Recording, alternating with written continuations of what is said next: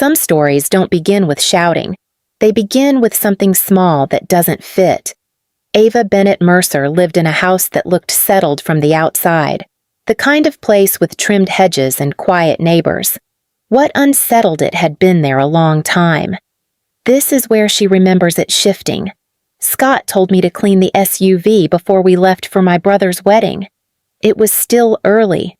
Fog sitting low over the driveway. The garage smelled like leather cleaner and cold concrete. I opened the driver's door and the glove box slipped down without warning. A thick envelope slid out and landed near my shoe. Manila. Sealed. My name written across the front. Ava Quinn Mercer. The letters were neat. Careful. Not Scott's block handwriting. Not Rachel's quick loops either. I stared at it longer than I meant to. For a second, I thought about opening it, just to see. Instead, I turned it over. There was a small return address in the corner, a private post office box in Reno, Nevada. My stomach tightened. I'd heard that state once before, in a conversation that stopped when I walked into the room. The side door banged open. Ava, Scott called. You almost done almost. I slid the envelope back into the glove box, but not before noticing something else inside copies of a birth certificate. My birth certificate. The county listed wasn't Marin. It was Washoe County. Rachel stepped into the garage a minute later, phone tucked against her ear. She gave the car a quick inspection. Keep your black dress pressed, she said. Covering the phone. You'll help the coordinator. And stay out of family photos. Family. Upstairs. Logan adjusted his tie in the hallway mirror. Don't embarrass us, he muttered, not looking at me. Madison's father is paying for everything. I nodded. On the drive to Laguna Beach, the fog burned off slowly. I watched the highway signs pass and kept thinking about Reno, about counties, about paperwork that didn't match the story I'd been told. I didn't open the envelope that day, but I didn't forget it either. Laguna Beach looked expensive in a way that made you stand straighter without meaning to. The hotel staff moved fast and quiet. Everything smelled like salt and perfume. Rachel handed me a slim black folder as soon as we checked in. You'll stay near the event manager, she murmured. If something needs fixing, fix it. And Ava blind. Scott adjusted his tie in the lobby mirror. Julian Bennett is not someone we disappoint. I nodded. That was my role. Not daughter. Not guest. Support. Logan found me near the ballroom entrance while I was carrying a stack of place cards.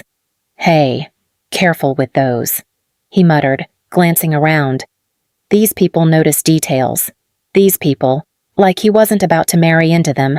Madison passed by with 2 bridesmaids, barefoot, laughing about something. She slowed when she saw me. Oh, hi. You must be Logan's. Sister Rachel stepped in before I could answer. Ava helps us keep everything organized. Madison blinked, polite smile still in place. That's great. We appreciate it. They moved on. I stayed where I was. During rehearsal dinner, I stood near the edge of the terrace with a tray of champagne flutes. Logan leaned toward one of his college friends and nodded in my direction. She's been with us forever, he said casually. Basically runs the house. Not runs. Cleans. The ocean was loud below the cliff.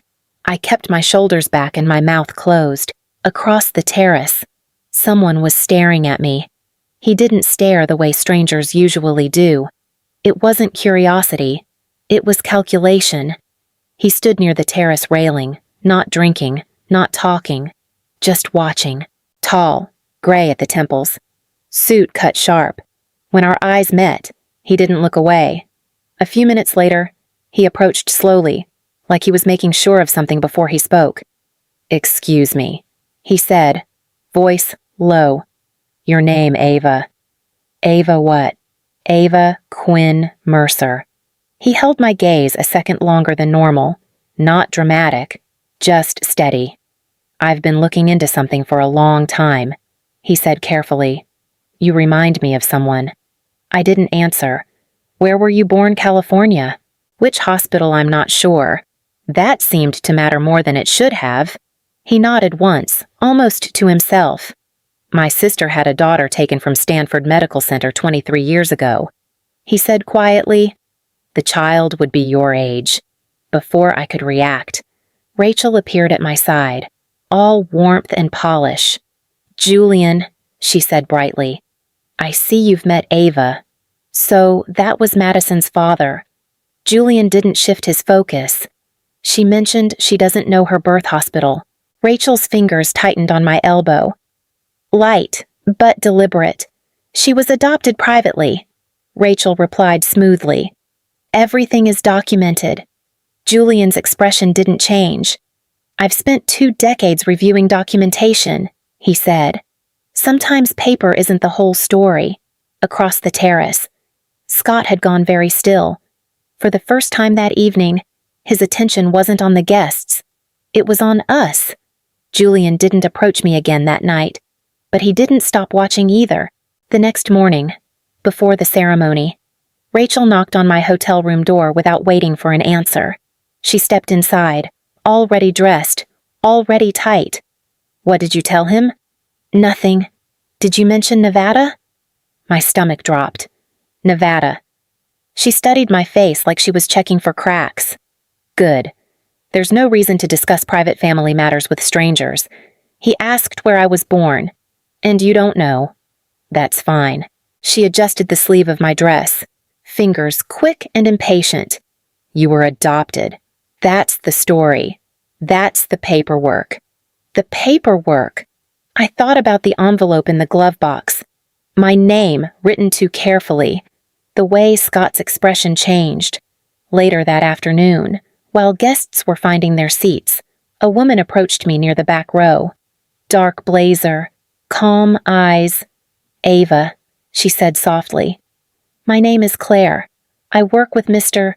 Bennett." I stiffened. "Okay." "He'd like to speak with you after the ceremony. Nothing formal, just a conversation." Rachel's voice floated across the aisle. "Ava, programs." Claire followed my glance. "You're not in trouble," she added, almost gently. That word stayed with me. Not trouble. After the ceremony, Julian stood alone near the cliffside railing. No smile this time. "I'm not trying to disrupt anything," he began. "But there was a child taken from Stanford Medical Center 23 years ago. My sister's daughter." I felt something tilt inside my chest. "I believe you may be her." I didn't react. Couldn't. She was born in April. She had a small scar behind her left ear from a delivery complication. My hand lifted without thinking, brushing the spot.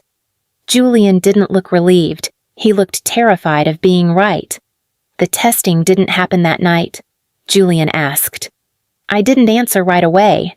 I went back to the hotel room and sat on the edge of the bed in my dress, staring at my hands. Rachel knocked once, then opened the door. "You look pale," she noted. "Don't let people fill your head." "He thinks I'm his sister's daughter." Rachel gave a short, controlled laugh. "That's absurd." Is it her eyes hardened? "We went through a private adoption. Everything was handled legally." Where she didn't respond, just straightened the lamp on the nightstand like it needed fixing. The DNA test was done 3 days later in a quiet office in Palo Alto. A simple swab. Julian didn't push conversation. He just thanked me. The results took 2 weeks.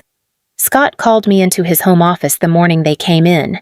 He was already seated, hands folded on the desk. "You don't need to entertain this." He began. My phone buzzed before he could continue. Claire's name on the screen. I stepped outside to answer. "Ava," she said gently. "The results confirm a maternity match to Isabella Bennett at 99.98%. The air felt thin. Julian took the phone next. His voice was steady, but barely. "Your name was Ava Marlowe Bennett." I leaned against the railing, staring at the street below. Not Quinn. Never Quinn. Julian didn't rush it. By the time he invited us to his house, the investigation had already been underway for weeks. Subpoenas issued, bank records reviewed, an assistant United States attorney involved. This wasn't a surprise gathering. It was the final step. Scott knew the moment he walked in. Claire was seated at the long dining table, not on the sofa this time. A second attorney beside her. Stacks of documents organized neatly in folders. No raised voices, no theatrics. Julian stood near the window. "Thank you for coming," he said evenly. Scott didn't sit. "Let's get to it." Claire opened a file. A federal grand jury has returned an indictment connected to a private adoption broker operating in Nevada in 2004. Rachel's fingers tightened around her handbag. "There are financial transfers totaling $42,000. Claire continued. "From a limited liability company registered to you, Mr. Mercer, to that broker within days of an infant abduction reported at Stanford Medical Center." Scott kept his expression steady. "Correlation isn't proof. The indictment alleges interstate transportation of a minor obtained through fraudulent documentation," the second attorney added. "Supporting evidence includes falsified birth records filed in Washoe County." The word landed hard. Washoe. Scott finally pulled out a chair and sat. "This is absurd." Julian's voice remained calm. "You represented this as a private domestic adoption. There is no court order, no finalized decree of adoption, only amended documents filed after the fact." Rachel looked at me then. Not sharp, not commanding, just scared. "Ava," she began softly, "we raised you." I met her eyes. "You controlled my Social Security application," I said. "You kept the original certificate locked away. You never let me request certified copies." Scott leaned forward. "We protected you. From what silence?" Claire closed the folder. "Federal agents are outside with an arrest warrant based on the grand jury indictment." No one moved at first. Scott's shoulders stiffened. "You're making a mistake." Two agents entered quietly, badges visible, professional, controlled. Rachel started crying when they read the charges. Scott stood without resistance. I stayed seated, not shaking, not shouting, just watching the life I thought I understood step out the front door in handcuffs. Logan called 3 days after the arrests. I let it ring once, twice, then answered. "What did you do?" His voice was tight, lower than usual. No wedding tone now. They froze everything. I didn't freeze anything. They're saying federal charges, asset forfeiture. Madison's dad is behind this. Isn't he? There was a pause on his end, like he was pacing. "You knew I didn't have a driver's license," I said quietly. "That's not the same thing. You never asked why." Another pause.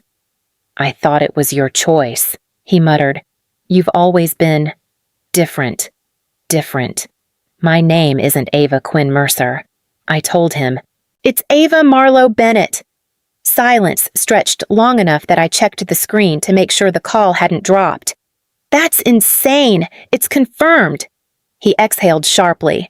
"Madison filed for an annulment this morning. Her family says there was material misrepresentation." "About what? About everything." His voice cracked then, just slightly. "I need help," he said. Softer now. "Legal fees. At least until this settles." I leaned back against the kitchen counter in the small rental I was staying in. The fridge hummed behind me. Ordinary sound. "You were comfortable while I was invisible." I told him, "That's not fair. I'm not responsible for fixing this." He didn't argue, just breathed into the phone for a moment. "Okay," he said finally. Then the line went quiet. The case moved slowly after the arrest. There were pre-trial hearings, motions filed, financial records subpoenaed from 3 different states. I didn't sit through all of it. Claire called after each appearance and explained it in plain terms. A federal grand jury indictment, wire fraud, false statements, interstate transportation of a minor obtained through fraudulent documentation. Scott entered into a plea agreement before trial, 17 years in federal custody. Rachel cooperated with the prosecution. 11 years. The court issued an order vacating the amended birth certificate filed in Washoe County. A separate civil proceeding restored my original identity based on the DNA evidence and hospital records from Stanford Medical Center. The first time I saw it in writing, on certified paper with a raised seal, I had to steady my hands. Ava Marlowe Bennett. No Mercer. No Quinn. Julian met me outside the courthouse when the identity judgment was entered. "It's legally yours again," he said, handing me the certified order. He also explained the trust my mother established, structured as a recovery trust, activated upon judicial confirmation of identity. Its current value, $6,900,000. I let the number sit without reacting. "I don't want to move into your house," I told him. He nodded once. "You don't have to." For the first time, the choice felt real. I went to Stanford Medical Center alone. Julian offered to come, but I told him I needed a minute that wasn't shared. The garden near the entrance was quiet. A few benches, wind moving through low trees. Nothing dramatic. He had given me the letter the day before. Isabella's handwriting, dated 2 weeks before she died. I sat down and opened it slowly. "If you ever read this, it means you survived." That was the first line. She wrote about waiting, about believing her daughter was alive somewhere, about refusing to let the world convince her otherwise. There was no anger in it, no bitterness, just hope. Steady, certain. I held the paper against my chest for a second, not crying, just breathing. My name is Ava Marlowe Bennett. For most of my life, I lived like I was temporary, like I was something borrowed, useful, replaceable. Now, when I sign my name, it feels solid, not louder, not bigger, just mine. I bought a small house in Palo Alto, nothing impressive. White walls, a kitchen that's finally quiet when I'm in it. Sometimes I still expect someone to tell me to move out of the way. No one does. If you're still here listening, thank you for staying with me. Ava Marlowe Bennett survived, and for the first time, that feels like enough. We leave her there, not as a headline, but as herself.